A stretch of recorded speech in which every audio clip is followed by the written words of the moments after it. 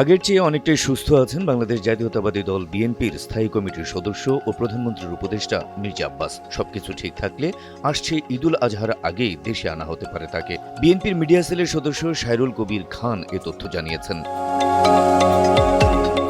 সাইরুল কবির জানান, মালয়েশিয়ায় চিকিৎসাধীন মির্জা আব্বাস আগের তুলনায় অনেকটা সুস্থ হয়ে উঠেছেন। চিকিৎসকদের পরামর্শ অনুযায়ী কিছু সময়ের জন্য আত্মীয় স্বজন ও পরিচিত জনের সঙ্গে সাক্ষাৎ করতে পারছেন। তিনি জানান, মির্জা আব্বাসের পরিবারের সদস্যরা ঈদুল আজহার আগেই তাকে দেশে ফিরিয়ে আনতে আগ্রহী। তবে চিকিৎসকদের পরামর্শ অনুযায়ী দেশে ফেরার বিষয়ে চূড়ান্ত সিদ্ধান্ত নেওয়া হবে। গেল 11 মার্চ ইফতারের সময় হঠাৎ অসুস্থ হয়ে পড়েন মির্জা আব্বাস। তাৎক্ষণিক তাকে রাজধানীর এভারকেয়ার হাসপাতালে ভর্তি করা হয়। সেখানে তার মস্তিষ্কে অস্ত্রোপচার করা হয়। প্রাথমিক চিকিৎসা শেষে উন্নত চিকিৎসার জন্য তাকে প্রথমে সিঙ্গাপুর নেওয়া হয়। পরবর্তীতে বিশেষায়িত চিকিৎসা ও পুনর্বাসনের জন্য তাকে মালয়েশিয়ায় পাঠানো হয়।